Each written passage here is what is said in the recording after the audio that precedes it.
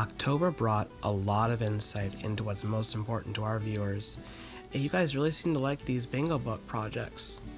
So I've got a question. What is it you like about them best? The art? The descriptions? Leave a comment about it, then like, subscribe, and ring my bell. We'll respond to every comment, and if we get a conversation going, I'll do a live coloring with Bree and I in the future. Picking this back up with the main heroine of Monomyth, here's our bingo book for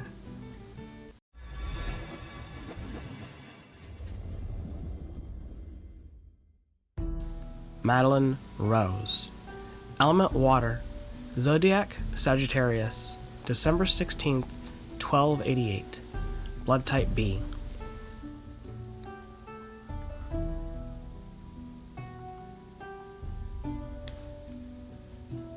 Meline is the only child of Timothy and Edna Rose, friend of Martin and Shane, and a witch in her own right.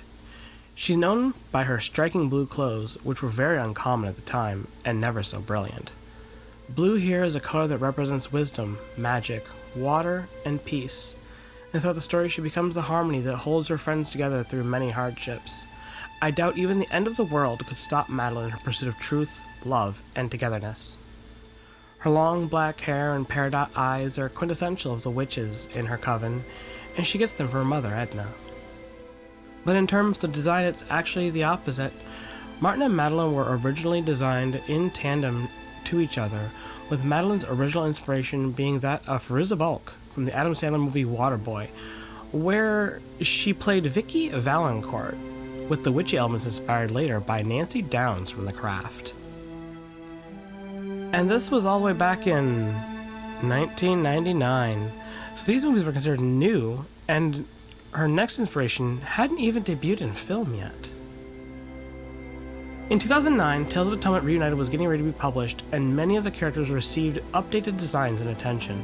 Meline, especially, was meant to carry an otherworldly, fae-like quality as an adult to denote how powerful her magic had become. This image, called Vampire, of Catherine Dinger became the inspiration, and in terms of real actresses, we found that Megan Fox, especially for her portrayal in Transformers Revenge of the Fallen, served as a good visual representation. It helped encompass part of what makes Medeline's struggle in life so pertinent: the male gaze. This is already a bit of a dilemma when it comes to people like Shane, who, while he still obviously cares about her, is way more enamored with her looks, at least at this point in his young life. But it's not as though witches of all stripes don't know how to use the minds of men to their advantage at times.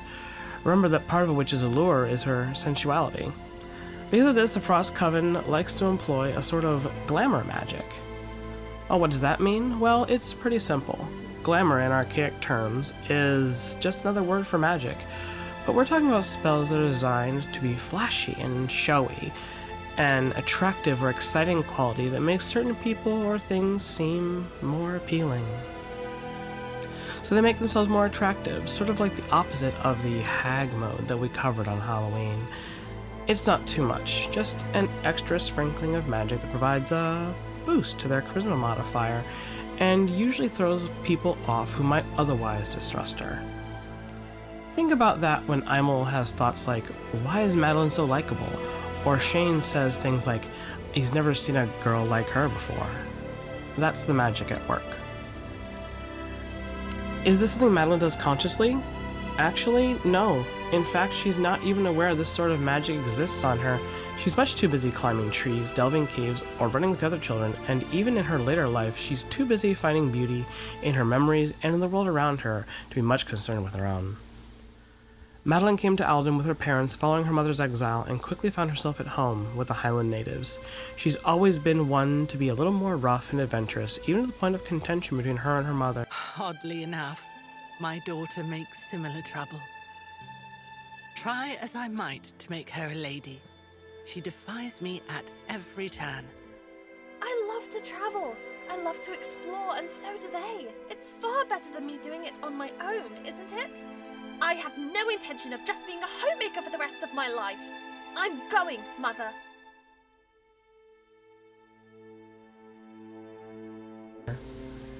She's designed especially as a bit of a reluctant hero that evolves into an epic hero. A reluctant hero? Well, For example, think Ned Stark from Game of Thrones, Avatar Aang, and the Doctor of Doctor Who, especially his 3rd, 4th, 5th, 8th, 10th, 11th, and 13th incarnations. A reluctant or unwilling hero is a type of hero who is thrust into the position of heroism, often against their will or initial desires. These characters may be reluctant to take up the mantle of a hero because they feel unprepared, unsure of their abilities, or simply because they don't want the responsibility that comes with it. They may initially resist their role as a hero, but they ultimately embrace it and use their unique talents and skills to make a positive difference in the world. In many stories, the reluctant hero is portrayed as having a period of doubt about their initial venture into heroism. This may arise from the negative consequences of their own heroic actions or by the achievement of some position of personal safety, leaving the audience to wonder whether the reluctant hero will ever return to heroism, usually at the moment where they are needed most. By contrast, epic heroes are often considered noble by birth. Seemingly divine powers and godlike perfection are all hallmarks of an epic hero. Epic heroes are nearly invincible with superhuman abilities, making them willing soldiers who fight for their people.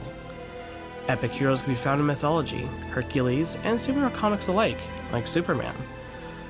The three in this trio are built upon their own heroic archetypes, and while Meline is more of the reluctant type, Martin evolves from the classical hero to a romantic archetype, and Shane the Byronic hero that becomes a bit of an everyman.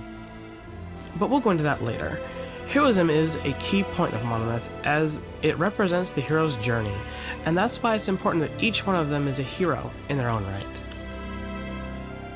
Meline tends to work hand in hand with Edna on many magical rituals, even helping her run the Swift Apothecary shop when she's not out venturing. She also enjoys helping her father sew, but what appeals to her most in life is knowledge. And that's an important aspect of why the color blue is so important in Meline, and the fact that it could be said her entire color scheme is some form of blue. Okay, maybe that's confusing. Let me explain. Do you know when the color blue came into language?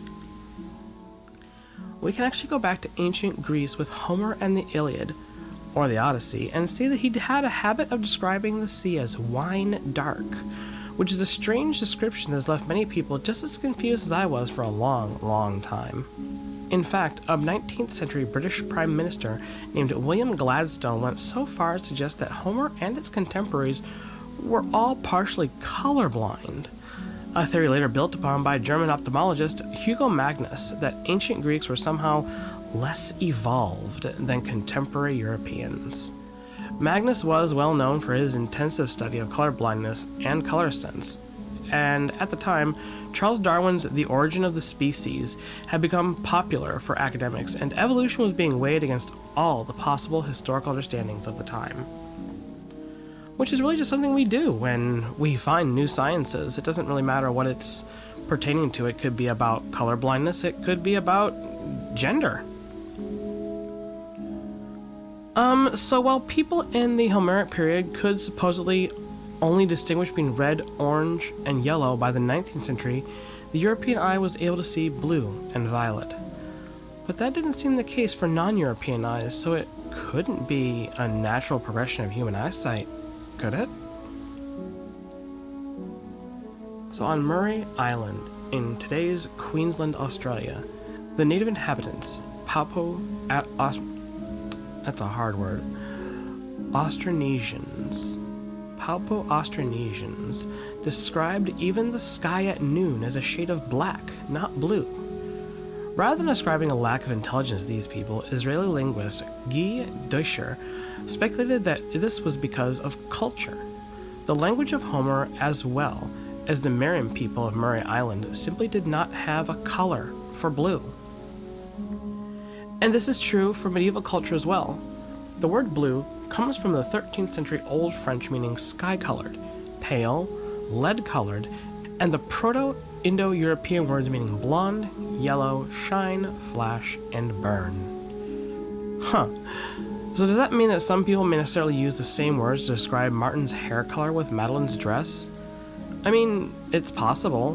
language is probably the fastest evolving thing humans have ever created. Chaucer used true blue, circa 1500s, as a figurative meaning for sad, sorrow, livid, or, when referring to women, learned and pedantic. And in John McTaggart's Scottish Gallovidian Encyclopedia, the phrase thread o' blue referred to any little smutty touch in song singing, chanting, or piece of writing. In a lot of ways, it kind of means that blue is the perfect color for a witch, if you think about it. So if blue can mean the color of the sky, black, white, pale, and green, each of Madeline's colors is a variation of what classically may have been described as blue. So isn't that interesting? And maybe that's why, when it came to scrying on her position, a certain red-haired youth described her eyes as being like gems, in reference to the paradox rather than using a descriptive term like light green. Madeline's magic is only one aspect of her, and her pursuit of knowledge only serves to strengthen this as she gets older. She's also a highly gifted archer, which makes her fitting for someone who falls under the star sign Sagittarius. Sagittarius is a fire sign of the Western zodiac, represented by an archer that is often depicted as a centaur. In mythology, those born under the sign of Sagittarius between November 22nd and December 21st are said to be passionate, curious, and intense. They're adaptable explorers with a thirst for thrills and knowledge, from whitewater rafting to exploring ancient sites. However, those born under Sagittarius, like Madeline, are also said to be adaptable and flexible, and are ruled by the planet Jupiter. Think about Sailor Jupiter from Sailor Moon. Her birthday is December 5th, meaning she falls right in line with this particular zodiac. Probably one of the most influential singers and songwriters of today, Taylor Swift, is also a Sagittarius. And so is Autumn Moreland of A.A. Moreland, one of Tales of Atonement's 2 authors. In fact, there's a lot of similarities I can see between Taylor Swift and Madeline. They're both artists, though Madeline prefers painting to singing, talented, outspoken women of their time who throw their support behind marginalized communities. Madeline becomes one of the only people who know Paddy's secret and an outspoken advocate for Scottish freedom, even against her original home of England. She's like a more well-rounded Hermione Granger whose views are actually respected and supported by her friends, and that unity is what makes these three so strong. Look at Triskelion, 3 spiraling pathways that emanate from a common point and would not be there without the other 2. A symbol of constant motion, progress, and action. This is a symbol that becomes very dear to Madeline in representing her connections. And the Triskelion may have many meanings: past, present, future, earth, water, air, life, birth, rebirth. Spirals in Celtic lore represent strength and nurturing power of the feminine. Triskels are common symbols of the goddess Brigid of pre-Christian Ireland. She is associated with wisdom, poetry, healing, protection, smithing, and domesticated animals. It's said that Brigid had 2 sisters, also named Brigid, and one was a healer, the other one was a smith. Now, who could we say are like Madeline's sisters? Brigid is honored on the first day of February during the pagan festival of Imbolc. Christian monks of the 9th century describe Brigid as a goddess whom poets adored, suggesting that despite having monotheistic beliefs, they still recognized Brigid as a divinity and spoke of her favorably. Perhaps that's why Christians celebrate the same day of Imbolc and call it the Feast of Saint Brigid? Anyway, I hope you found this all interesting. We dig deep when designing these characters, and it's a process that's developing even now. I wasn't expecting there'd be so many connections between Madeline and an ancient Celtic goddess. I wonder if that's why she named... So, when this one is done, what do you think?